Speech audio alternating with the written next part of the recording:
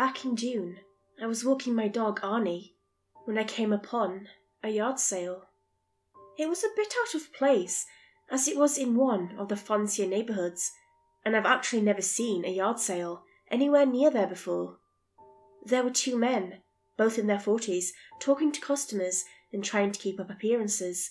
The front yard was littered with cheap plastic tables, each one cluttered with various knickknacks. Every table had some sort of themed items. Some of the items looked strangely personal, things like old teddy bears and colouring books. I walked past tables labelled kitchen, bedroom, bathroom, and study. At the very end was a small table just called Christie. The Christie table was the epitome of 90s nostalgia. A few old My Little Pony toys, cassette tapes, and sealed plastic bags with various random toys for $1. There were all jackets and shirts, all with the same size. Also, a few no-spill cups and a pair of crutches. Child-sized. I tried not to see the story the items told. Instead, I dug into the meat of the table. The massive collection of Teenage Mutant Ninja Turtle collectibles. Christie had it all. The Technodrome, the Party Wagon, the Foot Cruiser and Shredder's Drill. Pretty much all the action figures. Bebop, Rocksteady, Krang, Splinter, Foot Soldiers, April, the Rat King, Casey Jones. Every character I could even vaguely remember. And then some. As an old Teenage Mutant Ninja Turtle fan, I wanted to get it all and put it on a shelf in my man cave. Maybe put up some RGB lights. I just couldn't imagine the price. "Cowabunga," said one of the men holding the sale. "Not bad, huh?" "No, this is very thorough. Some of this looks almost new." "Christie didn't play much.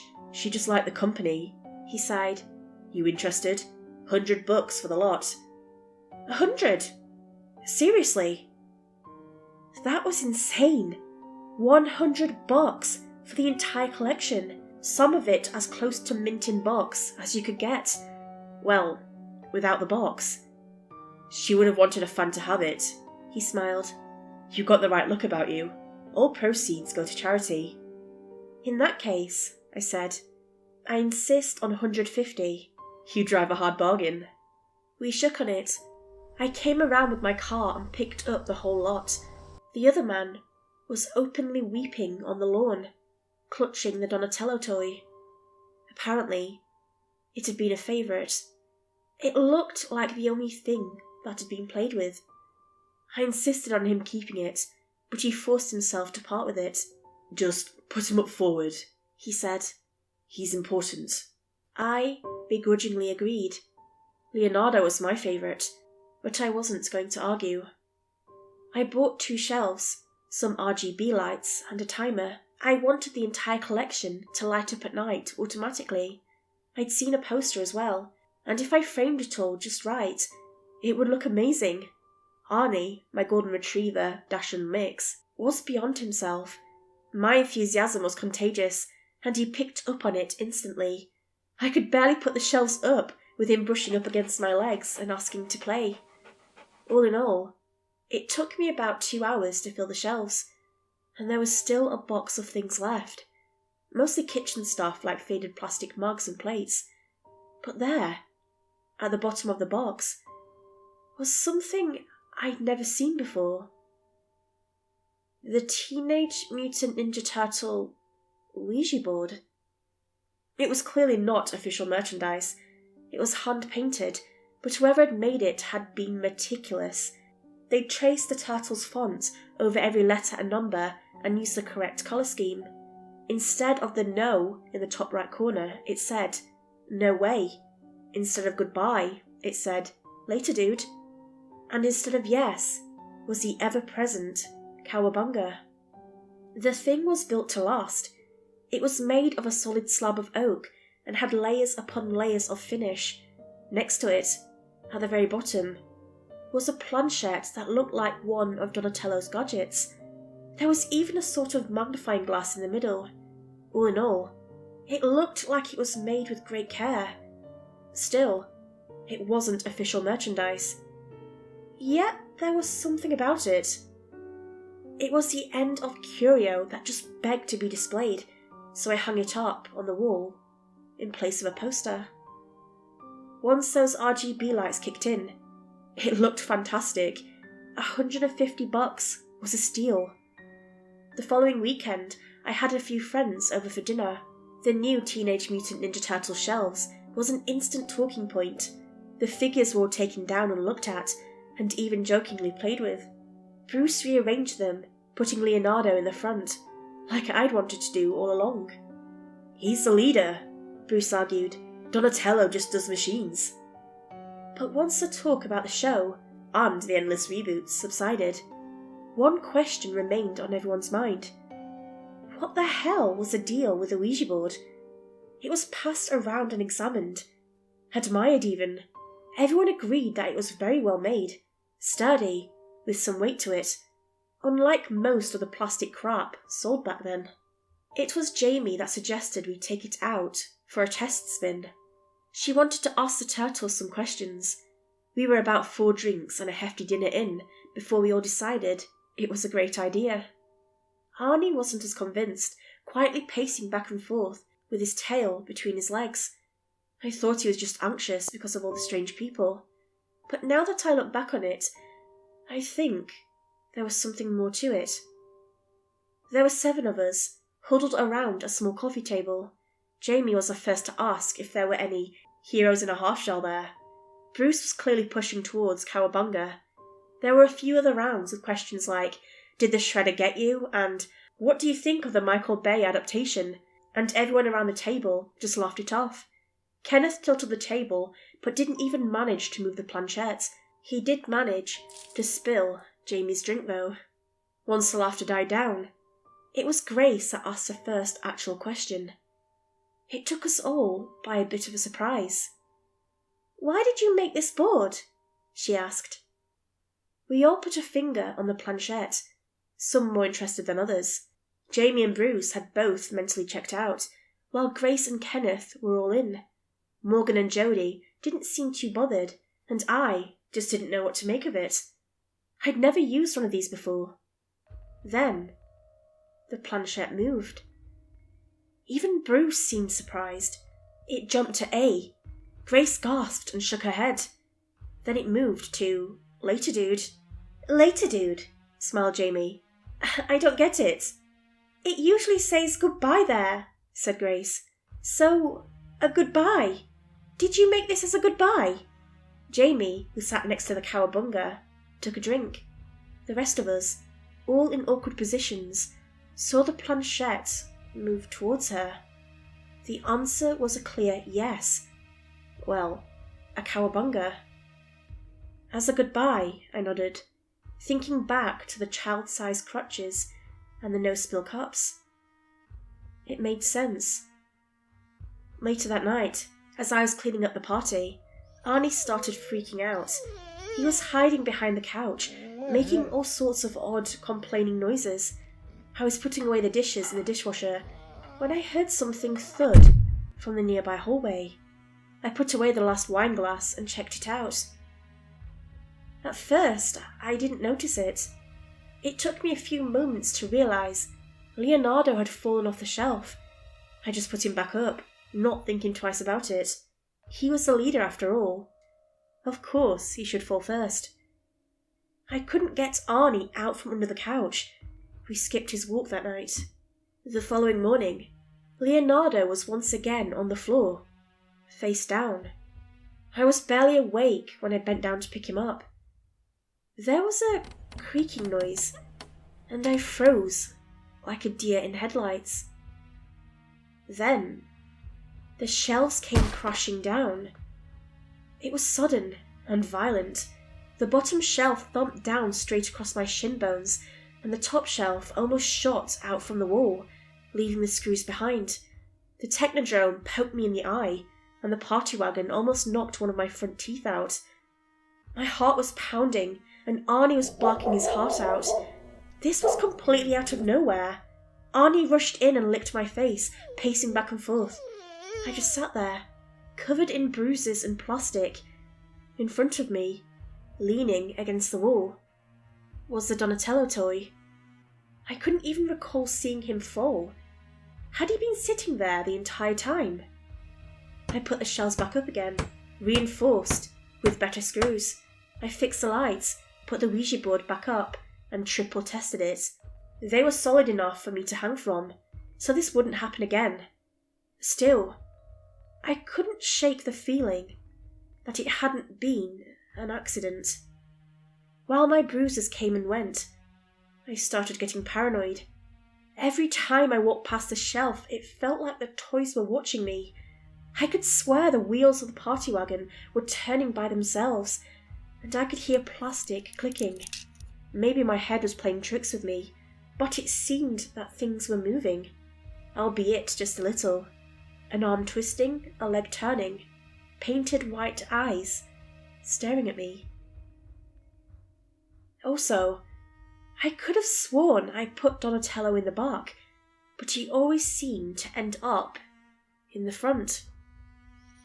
That same night, Arnie refused to even enter the hallway, and honestly, it was all getting to me.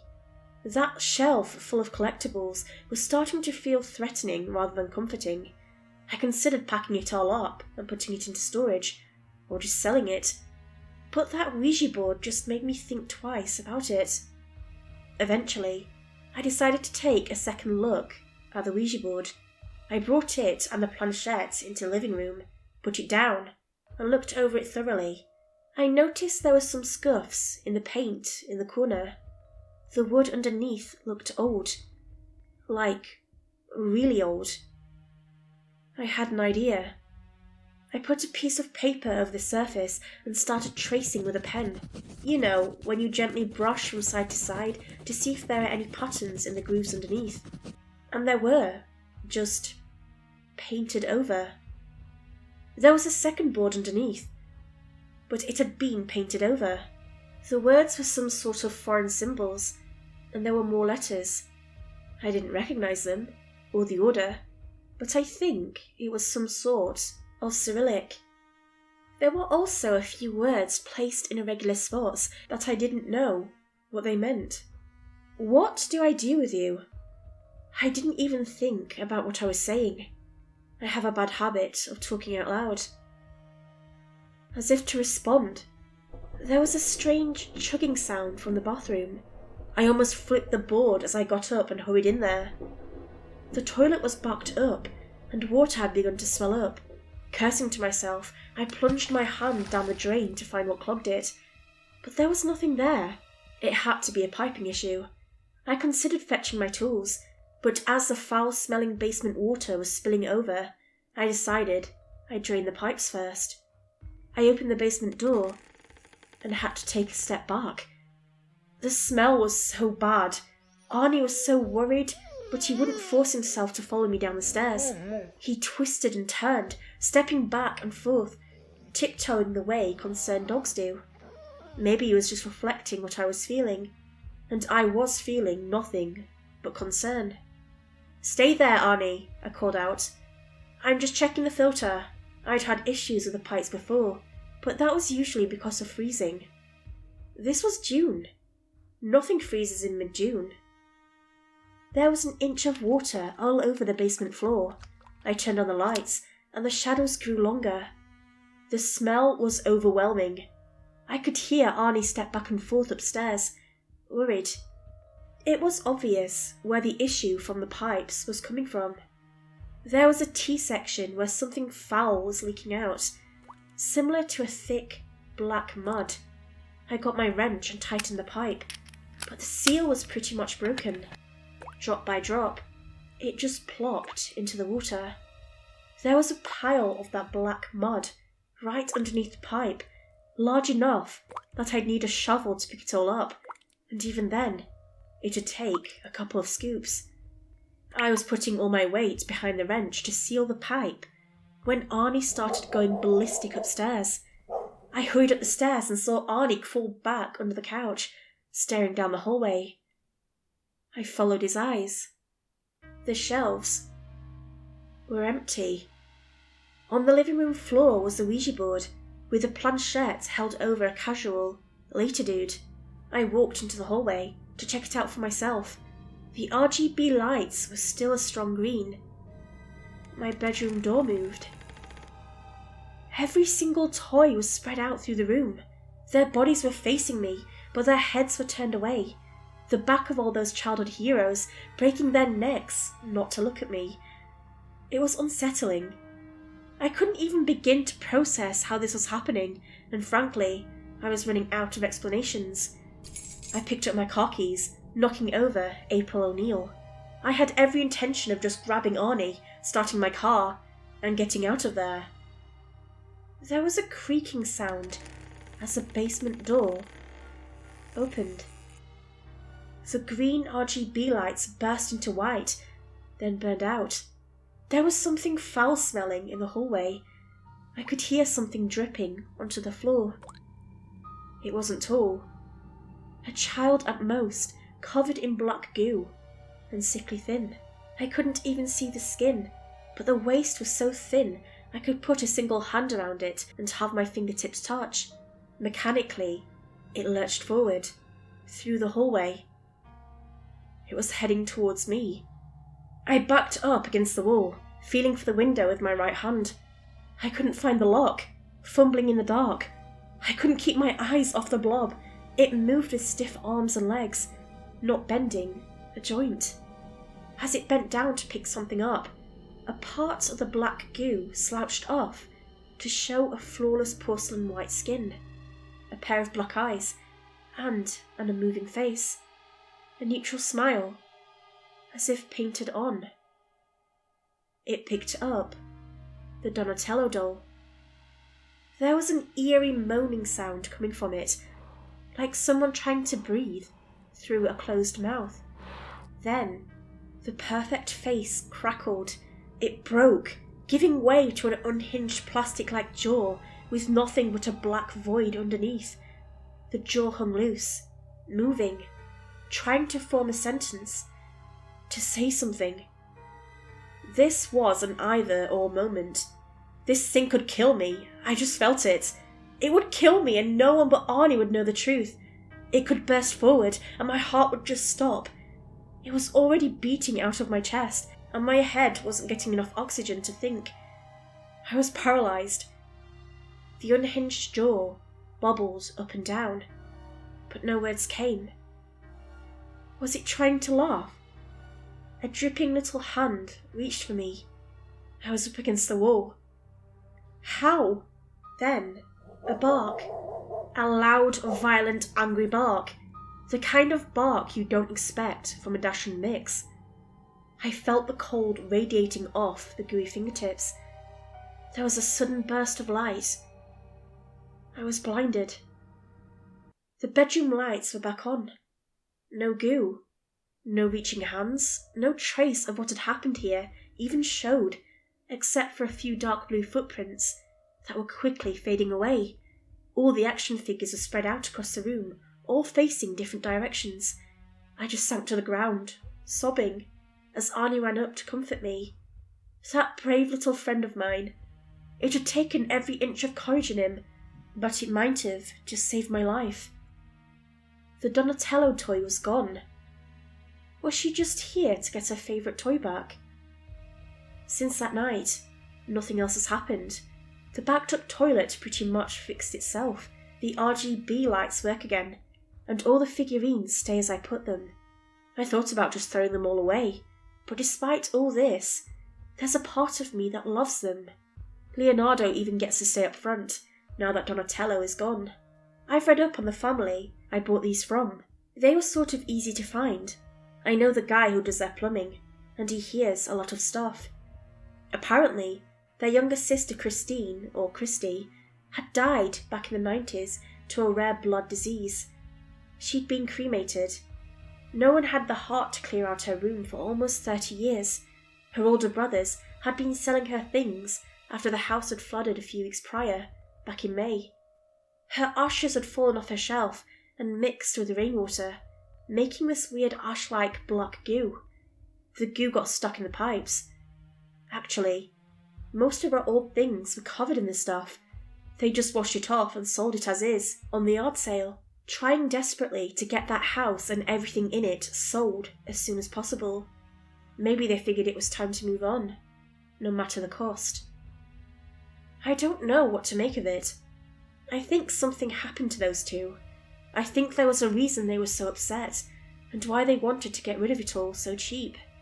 And the Ouija board, well, I still have it.